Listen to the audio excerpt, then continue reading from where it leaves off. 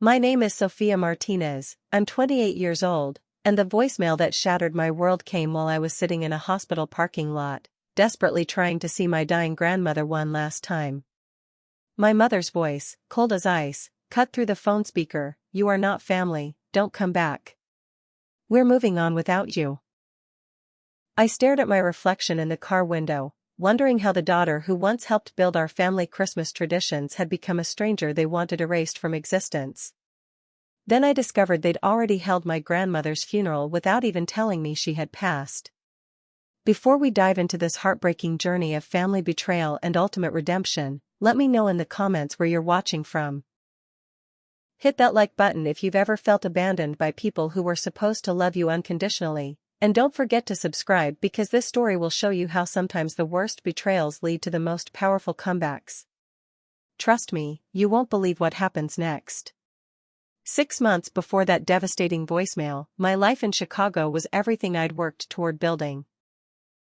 As a marketing coordinator for a prestigious firm, I'd carved out a successful career that finally gave me financial stability and professional respect. My relationship with Derek Collins, a gentle architect who understood my drive and ambitions, felt like the foundation for a beautiful future. We'd been together for 2 years, and he supported my dreams while challenging me to grow in ways that felt healthy and encouraging. The warning signs started during what I thought would be a routine Thanksgiving visit to Phoenix. My family had always been close, or so I believed. My mother Lucia Martinez, a hard-working nurse who raised Tyler and me mostly on her own after my father left, had remarried Frank Peterson when I was in college. Frank seemed like a decent man who brought stability to our household, and my younger brother Tyler, 25 at the time, had always been the golden child who could do no wrong in everyone's eyes. But that Thanksgiving, something felt different. Tyler kept making subtle comments about how I'd abandoned the family for my fancy career in the big city. When I tried to share my work achievements, he'd roll his eyes and mutter things like "must be nice to only think about yourself," just loud enough for our parents to hear. I brushed it off initially, thinking he was just going through a rough patch since he'd recently dropped out of his second college attempt and was still living at home. The manipulation became more obvious when Tyler started rewriting our family history during dinner conversations. He'd bring up memories that never happened, claiming I'd missed important family events that I distinctly remembered attending. When I corrected him, he'd look hurt and say things like, "I guess your new life is more important than remembering your real family." Lucia and Frank started giving me strange looks, as if they were seeing me through Tyler's twisted lens for the first time. The first real betrayal came when our family's traditional Christmas gathering was suddenly cancelled. Tyler called me in Chicago 2 weeks before Christmas, his voice dripping with fake concern, to tell me that Mom and Frank had decided to keep things small this year because they felt I didn't really care about family traditions anymore. When I called Lucia directly, she was cold and distant, saying they'd talked it over and decided I probably had more important things to do in Chicago anyway. I was devastated. These Christmas gatherings had been sacred in our family for as long as I could remember. We'd spend days preparing traditional Mexican dishes that connected us to our heritage, exchange heartfelt gifts, and share stories that reinforced our bond as a family. The idea that they thought I didn't value these traditions cut deeper than I could express.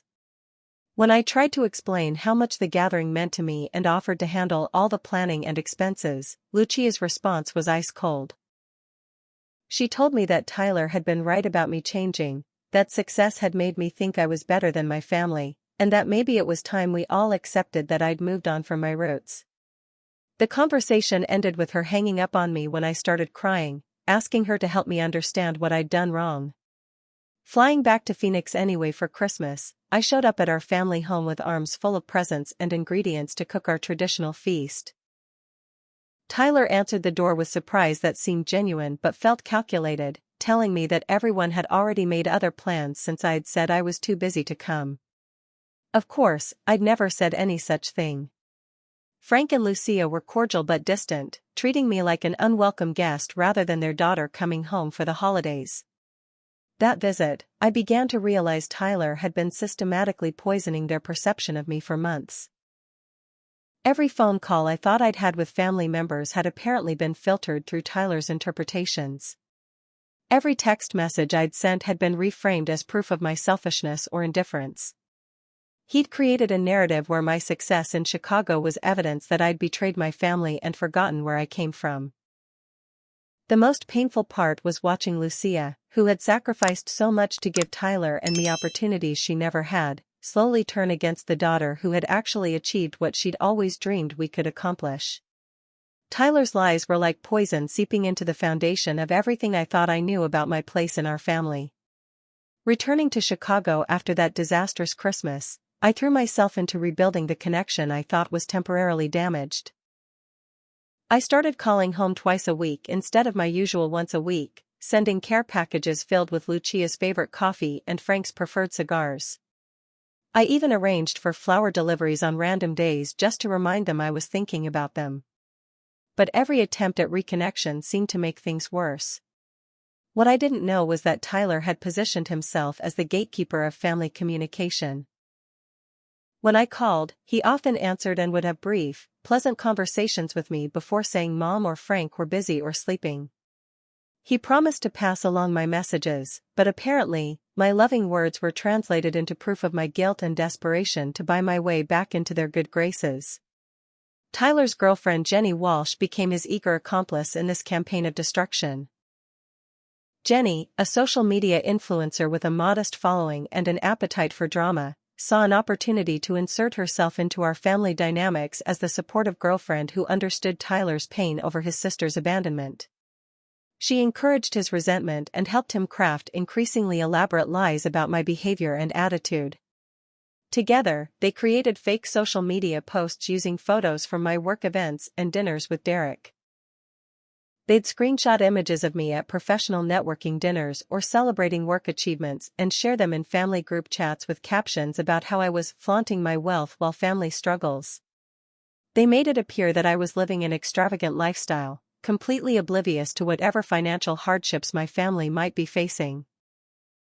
The truth was, I lived modestly in a small Chicago apartment, saved diligently, and actually sent money home regularly to help with household expenses. But Tyler had a brilliant strategy for handling my financial contributions. When I'd send money to help with utility bills or unexpected expenses, he'd return the money to my account and tell Lucia and Frank that I'd sent insulting small amounts with notes about how they needed to figure their lives out. He painted my genuine desire to help as condescending charity that proved how little I understood or respected their situation. What made Tyler's manipulation so effective was his intimate knowledge of my personality and our family's emotional triggers. He knew Lucia had always worried that education and success might make her children think they were better than their upbringing. He exploited that fear masterfully, providing constant evidence that her worst nightmares about me were coming true. Meanwhile, Frank was dealing with his own demons that none of us fully understood yet. His gambling addiction had been growing quietly, creating genuine financial stress that Tyler expertly redirected toward resentment of me. Instead of acknowledging that Frank's weekly casino trips and online poker games were draining their savings, Tyler convinced them that their money problems were highlighting how little their successful daughter cared about their struggles. The second major betrayal came when Lucia stopped taking my calls altogether. For 3 weeks straight, my calls went to voicemail. When I finally got Tyler on the phone, he explained with practiced sadness that Mom was really hurt by my recent behavior and needed space to process how much I'd changed. He claimed that my last conversation with her had been full of criticism about their lifestyle choices and judgment about their financial management. This was completely fabricated. My last conversation with Lucia had been about her garden and my hopes to visit for her birthday. But Tyler's version of events included specific details about how I'd supposedly criticized their house, their choices, and their intelligence. He was skilled at creating plausible lies that contained just enough emotional truth to feel real. During this period of family silence, my grandmother Rosa Martinez began experiencing serious health problems. Rosa, who had been more like a second mother to Tyler and me, started having concerning symptoms that indicated something serious was developing. But the family made a collective decision, influenced heavily by Tyler's narrative, that I was too busy with my fancy life to be bothered with family health scares. Tyler convinced them that telling me about Rosa's condition would result in me either ignoring the news entirely or swooping in to take over and make everything about myself. He painted a picture of me as someone who would either be completely absent or insufferably present, with no middle ground for genuine, supportive involvement. The isolation was becoming unbearable. Derek tried his best to support me, but he was watching the woman he loved deteriorate under the weight of family rejection she couldn't understand or fix. I started doubting my own memories and character, wondering if there was truth to the accusations that I'd become selfish and disconnected from my roots. 2 months after my grandmother Rosa began experiencing health problems, I discovered the devastating truth through a chance encounter that Tyler couldn't control. Mrs. Helen Clark, a family friend who had known our family for over 20 years, ran into me at Chicago's Midway Airport. She was returning from a visit to Phoenix and looked shocked to see me. "Sophia, honey," she said, her voice filled with confusion and concern, "I'm so surprised to see you here. Your family told me you knew about Rosa's cancer diagnosis but were too busy with work to make time for visits. I've been praying for all of you during this difficult time." The airport terminal seemed to spin around me as her words sank in. Cancer diagnosis. 2 months of secret family crisis. A dying grandmother who believed her granddaughter didn't care enough to visit. I felt physically sick as the full scope of Tyler's manipulation revealed itself.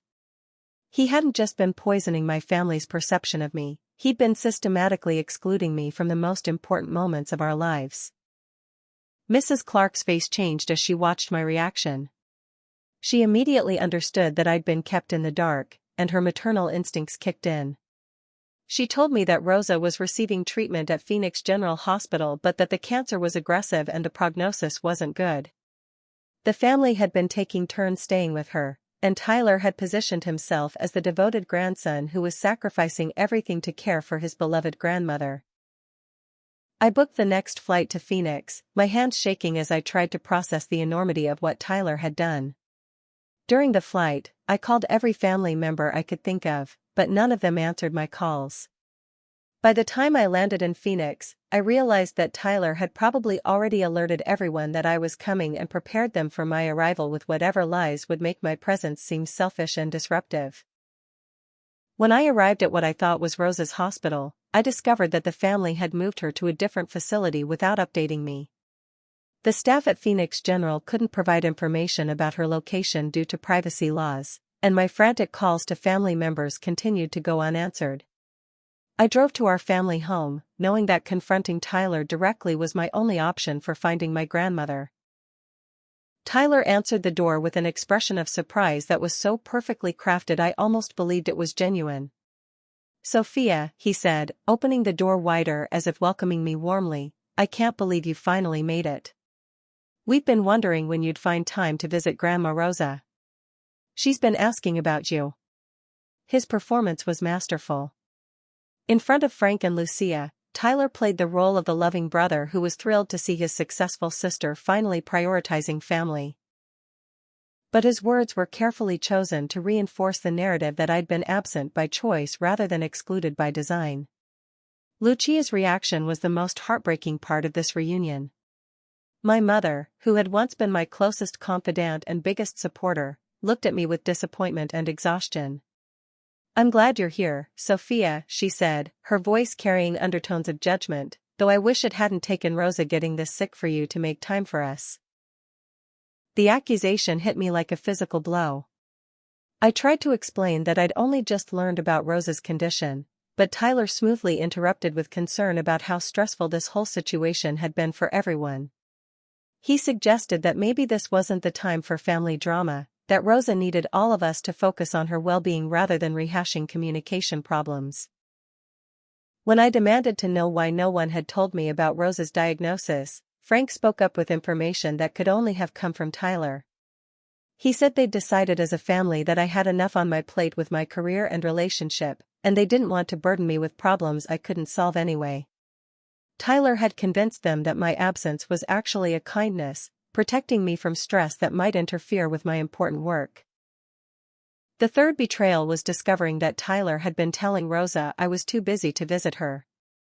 My grandmother, who had taught me to cook traditional Mexican recipes, who had celebrated every one of my achievements with tears of pride, who had always been my safe harbor during family storms, believed that her granddaughter had abandoned her during her time of greatest need. Tyler's manipulation had been so thorough that he'd prepared Rosa for my eventual absence. He'd told her stories about how successful I'd become, how important my career was, and how difficult it must be for someone like me to take time away from such significant responsibilities. He'd framed my absence as proof of my success rather than evidence of his deception. When I finally reached Rosa's new care facility, I discovered that Tyler had placed me on a restricted visitor list. The nursing staff explained that family members had expressed concerns about my visits potentially upsetting the patient, and they'd been instructed to contact Tyler before allowing me any access. Standing in that sterile hallway, blocked from seeing my dying grandmother by my own brother's lies, I felt a level of devastation I'd never experienced. Tyler arrived at the facility within minutes of being contacted, bringing Jenny with him as a witness to whatever scene he expected me to create. He performed his concerned brother routine flawlessly, explaining to the staff that I'd been absent throughout Rosa's illness and was now trying to force my way into her care plan without understanding her current needs or medical situation. In front of the medical staff, Tyler appeared reasonable and protective while I looked like an unstable family member trying to insert myself into a situation I'd previously ignored. His planning was meticulous, his execution was flawless, and his understanding of human psychology was terrifyingly accurate.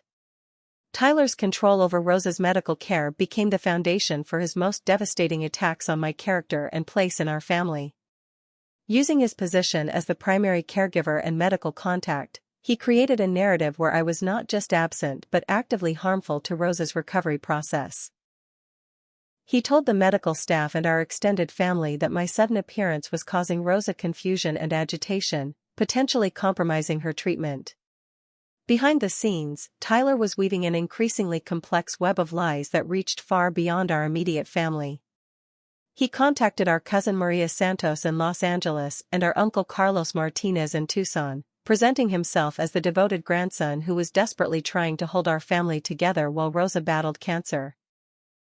In these conversations, Tyler painted me as someone who had not only abandoned our grandmother but was now trying to control her medical decisions from a distance. Maria, who had always looked up to me as the family's success story, was shocked to learn from Tyler that I'd apparently been sending demanding emails about Rosa's care while refusing to visit in person. Of course, I'd never sent any such emails because I hadn't even known Rosa was sick.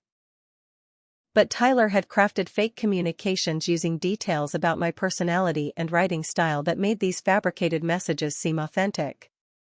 Uncle Carlos, who had served as a father figure during my teenage years when Lucia struggled as a single mother, received similar reports about my supposed behavior.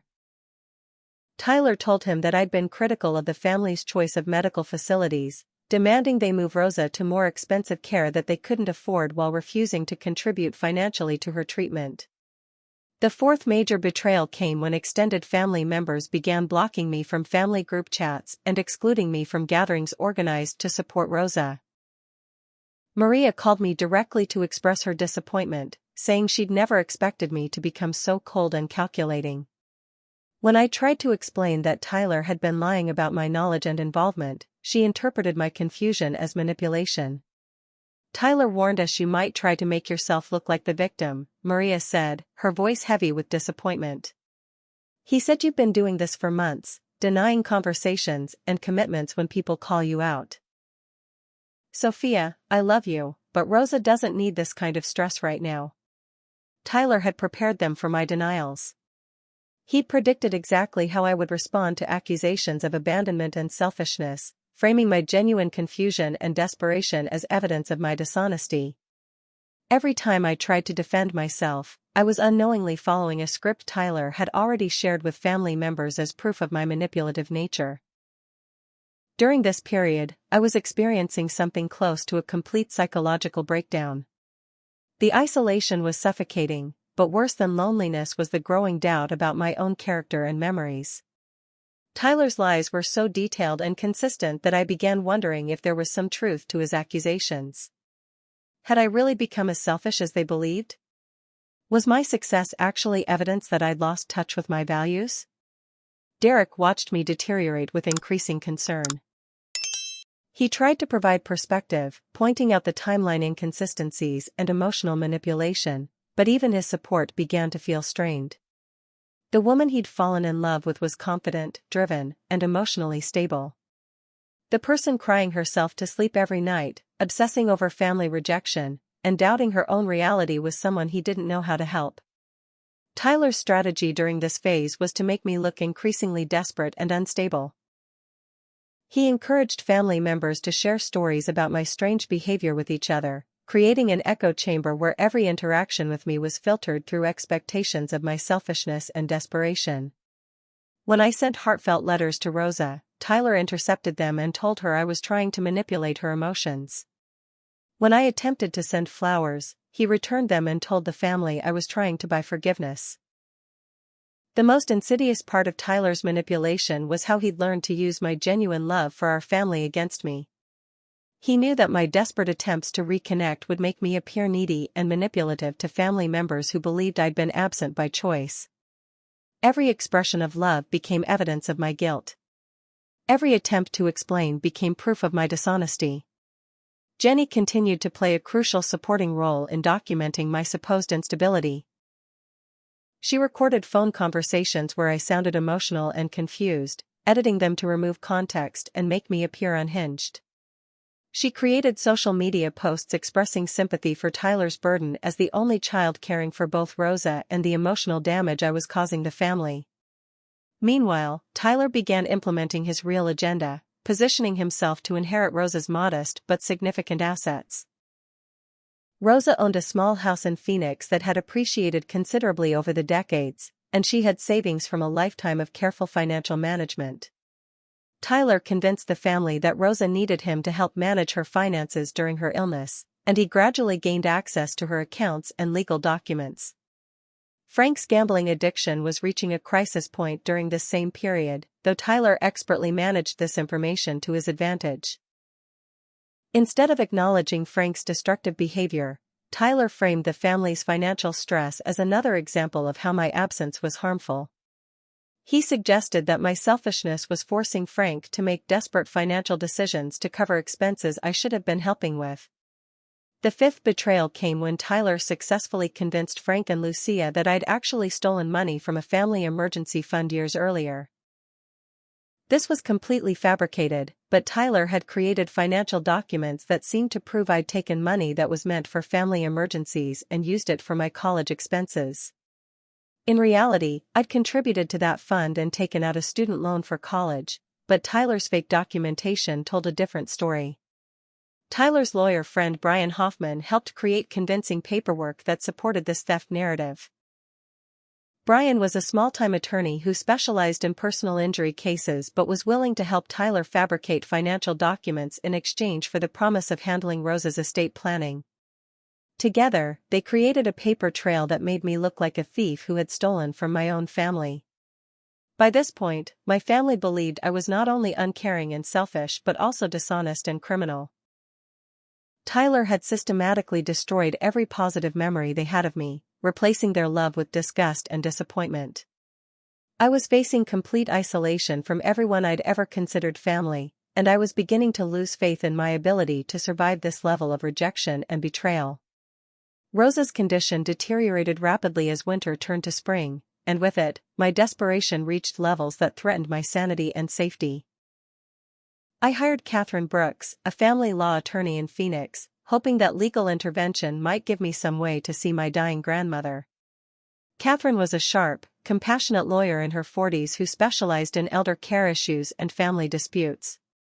She immediately recognized the signs of family manipulation and alienation.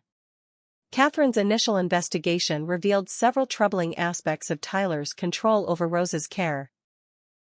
She discovered that Tyler had been making medical decisions without proper legal authority and had been managing Rosa's finances without appropriate oversight. More importantly, she found inconsistencies in the documented reasons for restricting my visitation rights. but Tyler was prepared for legal challenges. Working with Brian Hoffman, he filed a restraining order against me, claiming that I had threatened family members and was causing emotional distress that was compromising Rosa's medical care.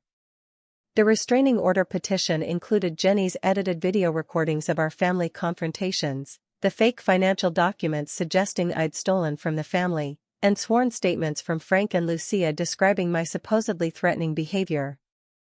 The edited videos were particularly damaging. Jenny had recorded dozens of hours of family interactions over several months, then carefully edited them to create a narrative where I appeared aggressive, manipulative, and potentially dangerous. She removed all context that would explain my emotional responses, creating clips where I seemed to be attacking Tyler and our parents without provocation. Brian's fake financial documents were sophisticated enough to convince a family court judge reviewing an emergency restraining order petition. The documents suggested that I'd embezzled money from Rosa's care fund and was now trying to gain access to her medical decisions to cover my tracks. Combined with the emotional testimony from family members who genuinely believed Tyler's lies, the evidence painted a picture of a desperate, dangerous person who needed to be kept away from a vulnerable elderly woman. The court granted a temporary restraining order that blocked me from any contact with Rosa, Tyler, Frank, or Lucia. I was legally forbidden from visiting Rosa during what everyone knew were likely her final weeks of life. Standing in that courthouse, holding legal papers that branded me a threat to my own family, I experienced a level of despair that I wouldn't wish on anyone. Derek's faith in our relationship finally began to crack under the weight of constant family drama and legal complications. While he didn't believe Tyler's accusations, he started questioning whether there might be some truth to the family's claims that I'd changed in ways I couldn't see. The confident, successful woman he'd fallen in love with seemed to be disappearing, replaced by someone consumed with family conflict and legal battles. Our conversations became strained as Derek struggled to balance supporting me with protecting his own emotional well-being. He suggested that maybe I should consider the possibility that my family's concerns had some validity, that perhaps my focus on career success had created distance I wasn't fully aware of. These suggestions, though meant to be helpful, felt like additional betrayals when I most needed unwavering support. My professional life began suffering as the stress of family rejection and legal battles consumed my energy and focus. I took a leave of absence from my marketing job, telling my supervisor that I was dealing with a family emergency that required my full attention. My colleagues, who knew me as someone who thrived under pressure and maintained professional composure, were concerned about the dramatic changes in my behavior and appearance. The isolation became absolutely suffocating. I was cut off from my entire family during my grandmother's final illness, my romantic relationship was deteriorating, my career was on hold, and my legal situation made me look like someone with serious character flaws. Tyler had successfully isolated me from every source of support and validation in my life. During the darkest period of this ordeal, I seriously considered suicide. The combination of family rejection, legal accusations, relationship strain, and professional consequences felt insurmountable. I spent entire days in my Chicago apartment, unable to eat or sleep properly, replaying every family interaction and wondering if I really was the terrible person Tyler had convinced everyone I'd become. The turning point came when Catherine Brooks called with news that would begin to unravel Tyler's carefully constructed web of lies. Her investigator had discovered significant inconsistencies in the financial documents Brian had submitted to support the restraining order. More importantly, she'd found evidence that Tyler had been accessing Rosa's bank accounts without proper authorization. Catherine had also located several people who were willing to testify about Tyler's manipulative behavior. Mrs. Helen Clark, the family friend who had accidentally revealed Rosa's illness to me, had been keeping detailed notes about Tyler's requests for her to lie about my behavior. She'd refused to participate in his schemes, but she'd documented his attempts to recruit her as an ally in his campaign against me. William Torres, Catherine's private investigator, had discovered Tyler's communications with Brian Hoffman that revealed the planned nature of their document fabrication. Phone records and email exchanges showed Tyler and Brian coordinating their stories and discussing how to make the fake evidence more convincing. This was the beginning of the evidence that would eventually expose the full scope of Tyler's manipulation. But even as hope began to emerge through Catherine's investigation, I was still legally barred from seeing Rosa and emotionally destroyed by months of systematic family rejection. The restraining order remained in effect, my family still believed I was a dangerous thief, and Tyler continued to position himself as Rosa's devoted caregiver while planning to inherit her assets. Catherine Burke's investigation gained momentum as William Torres, her private investigator, uncovered the full scope of Tyler's manipulation and fraud. William was a former police detective with 20 years of experience in financial crimes, and he approached Tyler's scheme with the methodical precision of someone who understood how con artists operate. His findings revealed a level of calculation and premeditation that shocked even Catherine, who had seen plenty of family manipulation cases. William's financial investigation discovered that Tyler had been systematically stealing from Rosa's accounts while presenting himself as her dedicated caregiver. Bank records showed regular withdrawals that coincided with Frank's gambling debts, revealing that Tyler was using Rosa's savings to cover his stepfather's casino losses while positioning himself as the family's financial savior. This arrangement gave Tyler leverage over Frank's loyalty while slowly draining Rosa's assets. The investigation also revealed Tyler's sophisticated understanding of legal manipulation. His communications with Brian Hoffman showed detailed planning about how to fabricate evidence that would withstand initial legal scrutiny while being difficult for me to immediately disprove. They'd researched family law procedures and designed their false documentation to exploit the emergency nature of restraining order hearings. Mrs. Helen Clark became my first crucial ally when she provided William with detailed documentation of Tyler's attempts to recruit her into his campaign against me. Helen had kept meticulous records because Tyler's requests had made her uncomfortable, but she'd initially been reluctant to get involved in family business. When she learned about the restraining order and realized Tyler was using fabricated evidence, her conscience compelled her to come forward. Helen's testimony revealed Tyler's methods for recruiting family friends and extended relatives into his narrative. He would approach them with carefully crafted stories about my behavior, asking them to help him understand what had happened to change me so dramatically. When they expressed sympathy for his situation, he'd gradually ask them to share their concerns with other family members or to limit their own interactions with me. The second ally emerged from an unexpected source. James Wright, Rosa's next-door neighbor, had witnessed several interactions between Tyler and Rosa that contradicted his public image as the devoted grandson.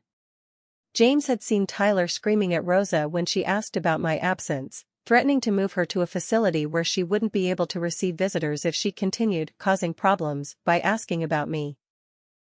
James had also overheard phone conversations where Tyler coached Frank and Lucia about what to say regarding my supposed threatening behavior.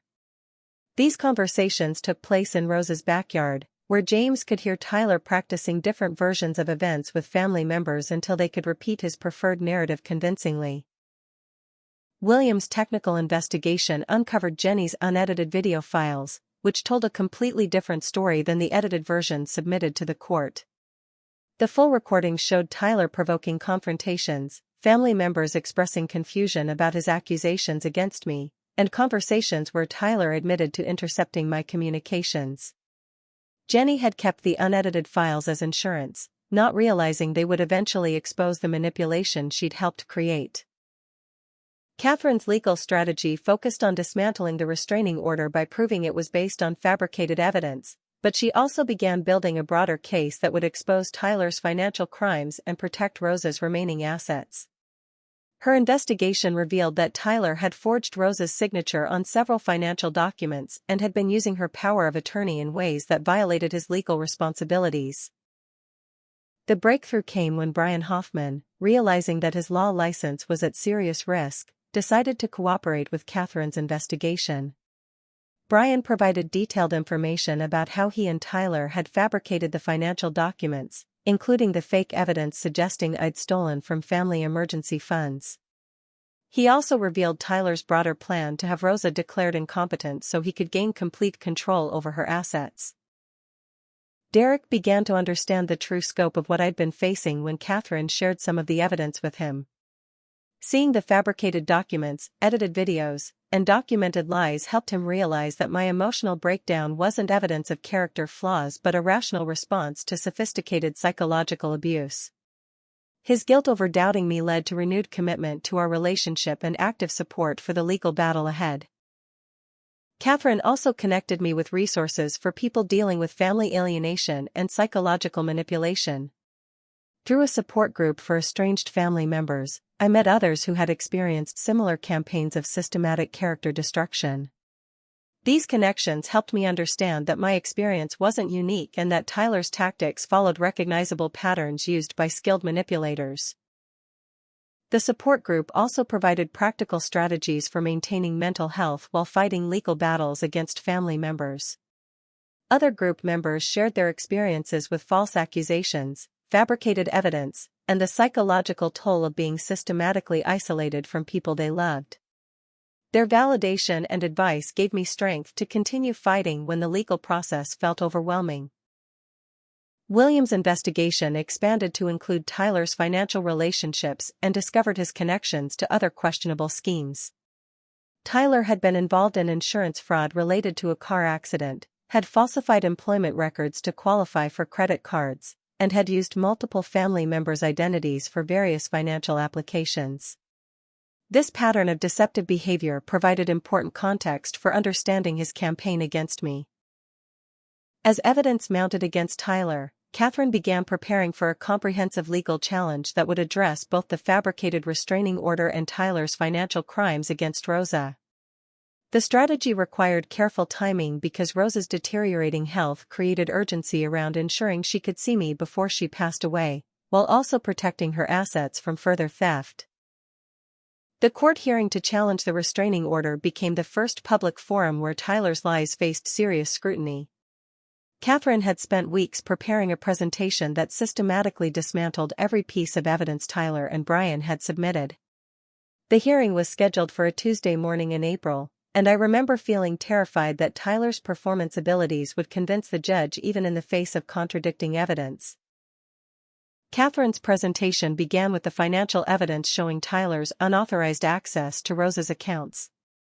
Bank records revealed a pattern of withdrawals that coincided exactly with Frank's gambling activity, demonstrating that Tyler had been stealing from Rosa to cover debts that had nothing to do with her care.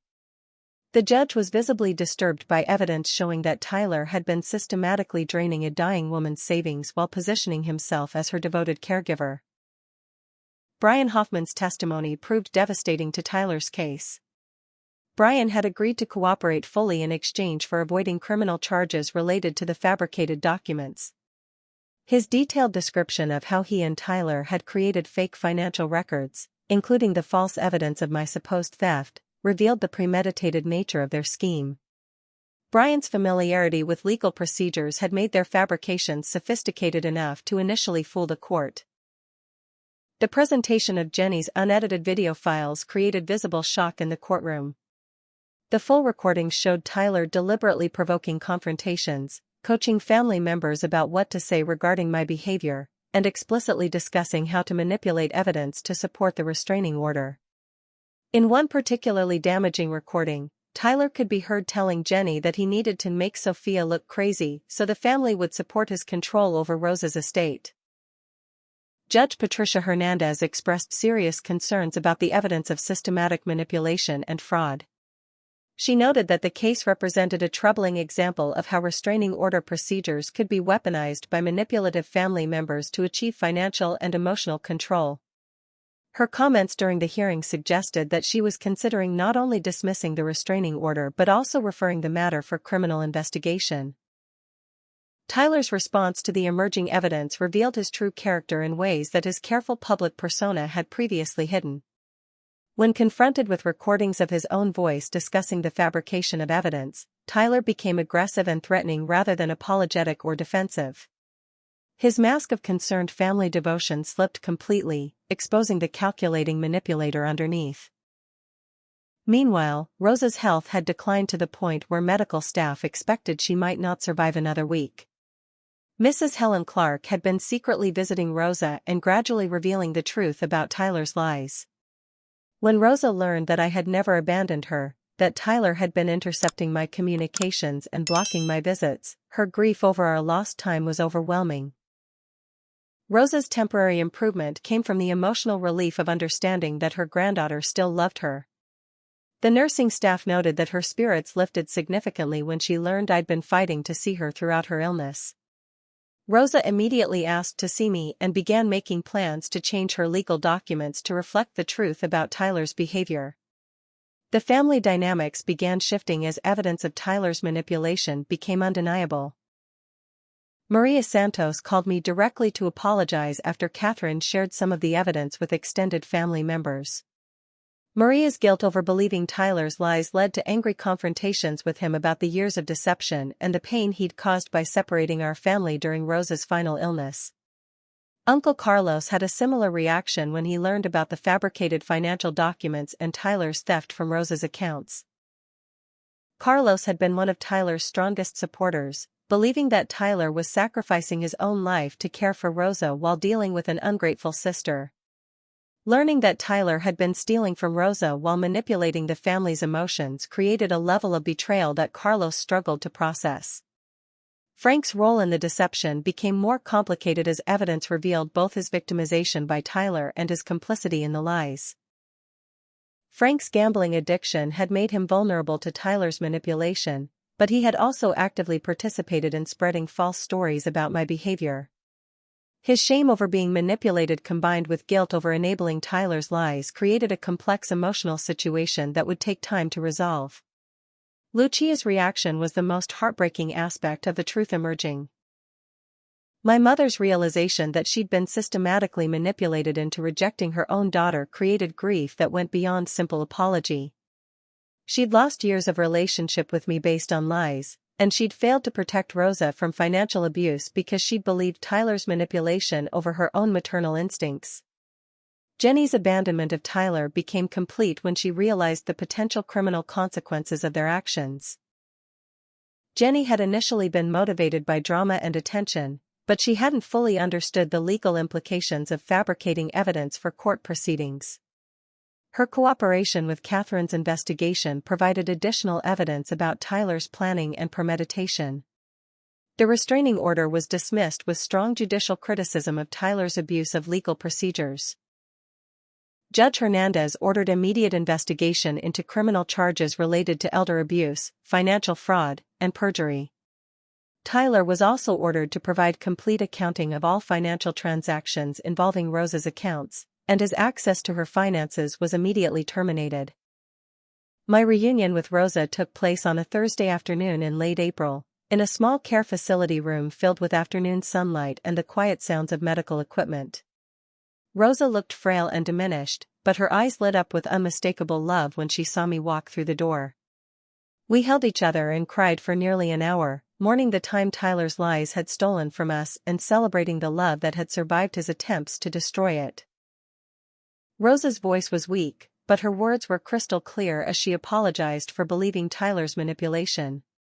She told me she'd never stopped loving me, but Tyler had convinced her that my absence meant I'd outgrown my family and was embarrassed by our modest background.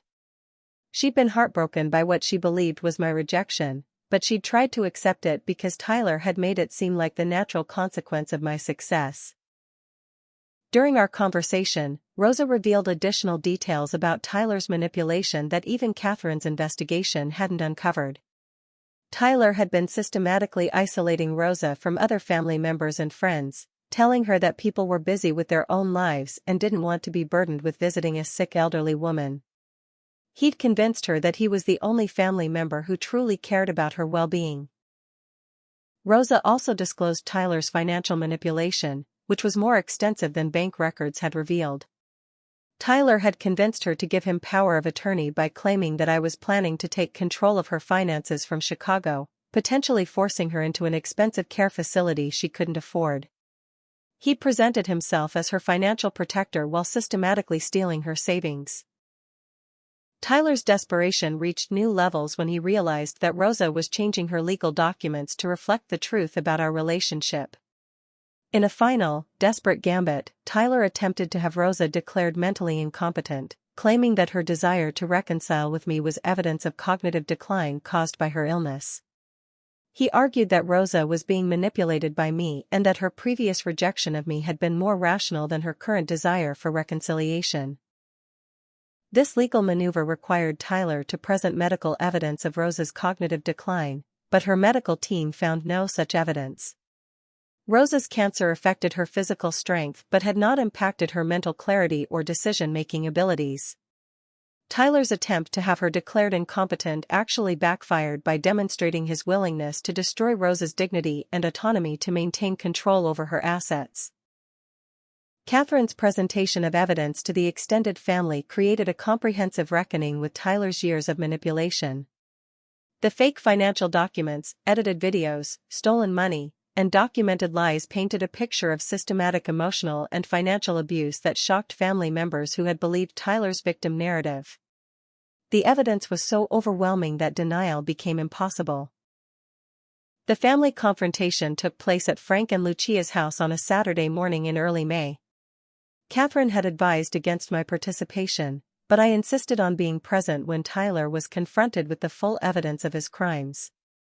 The living room felt like a courtroom as Catherine methodically presented proof of Tyler's deception to an audience that included Frank, Lucia, Maria, Carlos, and several other family members.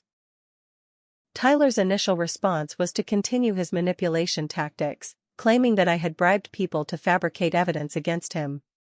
He suggested that my success had given me resources to hire investigators and lawyers who were twisting innocent actions into evidence of criminal behavior. He portrayed himself as the victim of a wealthy sister's revenge campaign, playing on family members' residual concerns about my changed status. But Jenny's testimony destroyed Tyler's remaining credibility. Jenny had initially been reluctant to testify against Tyler, but her lawyer had advised her that cooperation was essential to avoid criminal charges. Her detailed description of how she and Tyler had planned the edited videos, fake financial documents, and coordinated lies removed any possibility that Tyler was an innocent victim of misunderstanding. Frank's admission about his gambling addiction added another layer of truth to the family reckoning. Frank revealed that Tyler had been covering his casino debts with money stolen from Rosa, creating a financial arrangement that gave Tyler leverage over Frank's loyalty. Frank's shame about his addiction had made him complicit in Tyler's lies because acknowledging the truth would have exposed his own destructive behavior. Tyler's mask finally came off completely when he realized that his manipulation tactics were no longer working. Instead of showing remorse or accepting responsibility for his actions, Tyler became threatening and aggressive. He accused family members of being ungrateful for his sacrifices, claimed that Rosa's money should have been his anyway as the only grandson who had stayed local, and threatened to reveal embarrassing secrets about various family members. Tyler's threats included revealing Frank's gambling addiction to extended family, exposing financial difficulties that Maria had experienced during her divorce, and sharing private information about Uncle Carlos's past relationships. These threats demonstrated the calculating nature of Tyler's personality and his willingness to cause maximum emotional damage when his schemes were exposed. The police became involved when Tyler's threats escalated to physical intimidation. During the family confrontation, Tyler grabbed Frank aggressively when Frank tried to apologize to me, and he made verbal threats against Catherine for destroying his family with lies. Family members called police when Tyler's behavior became clearly threatening and potentially dangerous. Tyler's arrest on charges of elder abuse, financial fraud, and perjury marked the end of his control over family dynamics. As police led him away in handcuffs, Tyler's final words to the family were threats and accusations rather than apologies or expressions of remorse. His complete lack of empathy or responsibility confirmed that his manipulation had been calculated rather than misguided. The immediate aftermath of Tyler's arrest created a complex mix of relief, grief, and uncertainty among family members. While everyone was grateful that the truth had emerged, the realization that Tyler had been systematically manipulating their emotions and decisions for years created trauma that would require significant time and effort to heal. The weeks following Tyler's arrest were filled with painful but necessary conversations about healing and rebuilding trust within our family. Tyler faced multiple felony charges including elder abuse, financial fraud, identity theft, and perjury. The district attorney's office was pursuing maximum penalties because the case involved vulnerable elderly victim and sophisticated planning that demonstrated clear criminal intent rather than misguided family dynamics. Rosa's final weeks were peaceful in ways that Tyler's manipulation had previously prevented. She was able to spend quality time with family members who genuinely loved her, sharing stories and memories that celebrated her life rather than managing conflicts created by Tyler's lies. Rosa passed away on a quiet Sunday morning in late May, surrounded by family members who were finally free to express their love without fear of manipulation or judgment. Rosa's will, which she had updated after learning the truth about Tyler's manipulation, left her house to me while distributing her remaining savings among other family members. More importantly, Rosa had written detailed letters to each family member explaining her decisions and expressing her love for everyone except Tyler, whose actions had forfeited his place in her heart and her estate. I used Rosa's inheritance to pay off Frank's gambling debts, demonstrating the character Tyler had tried so hard to convince everyone I lacked. Frank's shame about his addiction combined with gratitude for my help created the foundation for rebuilding our relationship, though it would take time for him to fully trust his own judgment after being so thoroughly manipulated.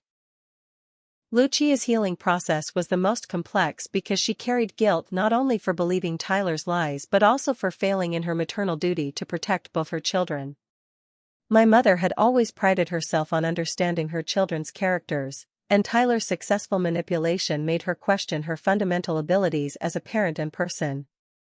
Therapy became essential for Lucia to process the trauma of being manipulated and to rebuild confidence in her own perceptions. Derek and I emerged from this crisis with a stronger relationship than we'd ever had before. Derek's experience of watching me survive systematic manipulation and character assassination gave him deep appreciation for my resilience and integrity. Our relationship had been tested by external pressure that revealed our commitment to each other and our ability to weather serious challenges together. Catherine Brooks became not just my lawyer but a lifelong friend and mentor. Her willingness to fight for justice in my case, combined with her expertise in family manipulation dynamics, led to ongoing collaboration on cases involving elder abuse and family alienation. Catherine's work on my case also contributed to legal reforms that made it more difficult for manipulative family members to abuse restraining order procedures. The support group for estranged family members became an ongoing source of strength and wisdom. Meeting other people who had survived similar campaigns of character destruction helped me understand that Tyler's manipulation tactics followed predictable patterns used by skilled emotional abusers. This knowledge helped me develop better boundaries and recognition skills for future relationships. My professional life recovered quickly once the legal battles were resolved and my emotional stability returned. My employers were understanding about the family emergency that had required extended leave, and my colleagues were supportive as I readjusted to normal work routines. The experience had given me insights into crisis management and human psychology that actually enhanced my marketing skills. Frank sought treatment for his gambling addiction and made significant progress in understanding how his destructive behavior had made him vulnerable to Tyler's manipulation. Frank's recovery became part of our family's overall healing process, as everyone learned to recognize and address the underlying issues that had made Tyler's lies seem plausible. Extended family relationships required individual attention and forgiveness conversations. Maria, Carlos, and other relatives who had believed Tyler's manipulation needed time to process their own shame and guilt about rejecting me based on lies. These conversations were emotionally difficult but ultimately strengthening for our family bonds. Jenny faced legal consequences for her role in fabricating evidence, but her cooperation with investigators resulted in reduced charges. Jenny's experience served as a cautionary tale about the serious legal and personal consequences of participating in manipulation schemes, even when the initial motivation seems relatively harmless. Tyler's criminal trial revealed the full extent of his manipulation and planning. Evidence presented in court showed that Tyler had been systematically manipulating family dynamics for over 2 years, with the ultimate goal of inheriting Rose's assets and gaining control over family relationships. His complete lack of remorse during the trial demonstrated the narcissistic personality traits that had enabled his sophisticated emotional abuse. The family learned valuable lessons about recognizing manipulation tactics and maintaining healthy communication patterns. We established new practices for sharing information directly rather than relying on single family members as gatekeepers, and we developed better systems for verifying concerning reports about family members' behavior before accepting them as truth. My relationship with Lucia slowly rebuilt through consistent, honest communication and mutual recognition of the trauma we'd both experienced. Lucia's willingness to acknowledge her mistakes and seek therapy for processing manipulation trauma created space for genuine forgiveness and renewed closeness. Our relationship became stronger than it had been before Tyler's campaign because it was based on honest communication rather than assumptions. The most profound lesson from this experience was understanding that family relationships require the same healthy boundaries and communication skills as other relationships. Tyler's manipulation had been successful partly because family members assumed that shared blood meant shared values and automatic trust. Learning to verify information and maintain individual judgment even within family relationships became essential protection against future manipulation. I started a blog and eventually a non-profit organization focused on helping people recognize and survive family manipulation and alienation. The response from readers who had experienced similar situations confirmed that Tyler's tactics were not unique, and that many people suffer in silence when family members systematically destroy their character and relationships. The financial recovery from Tyler's theft took several months, but Catherine's legal work ensured that Rose's remaining assets were protected and properly distributed. Tyler was also ordered to provide restitution for the money he'd stolen, though his limited resources meant that full repayment would take years. The ultimate wisdom from this devastating experience is that sometimes the people who hurt us most are the ones who know us best, because they understand exactly which emotional triggers will cause maximum damage. Tyler's manipulation was effective because he understood our family's dynamics, fears, and communication patterns well enough to exploit them systematically. But equally important is the recognition that truth eventually emerges when people have courage to investigate and challenge manipulation. The legal system, despite its flaws, provided a forum where evidence mattered more than emotional manipulation. Catherine's expertise and William's investigation proved that systematic lies can be exposed and justice can be achieved. The voicemail that nearly destroyed my life ultimately became the catalyst for exposing years of manipulation and rebuilding our family relationships on foundations of honest communication and mutual respect. Tyler's attempt to permanently remove me from our family instead revealed his own character flaws and criminal behavior. Looking back, I'm grateful for the painful clarity this experience provided about toxic family dynamics and my own resilience. The daughter who once doubted her own worth and memories became a woman who understands the difference between love and manipulation, who maintains healthy boundaries while keeping her heart open to genuine connection. The woman sitting in that hospital parking lot listening to her mother's cruel voicemail couldn't have imagined that she would emerge from this crisis stronger, wiser, and surrounded by people who truly understand and appreciate her character. Sometimes the worst betrayals become the foundation for the most authentic relationships, and sometimes losing the family you thought you had helps you build the family you actually deserve. What strikes you most about this story of family manipulation and ultimate redemption? Have you ever experienced a situation where someone you trusted turned others against you through lies? I'd love to hear your thoughts in the comments below about how families can protect themselves from this kind of manipulation. If this story resonated with you, please hit that like button to help others find hope in their own difficult family situations. Don't forget to subscribe for more stories about overcoming betrayal and finding strength in the face of family crisis, and share this video with anyone who might need to hear that they're not alone in dealing with toxic family dynamics. Remember, your worth isn't determined by other people's lies about you, even when those people are supposed to love you unconditionally. Stay strong, and thank you for listening to this difficult but ultimately hopeful journey toward truth and healing.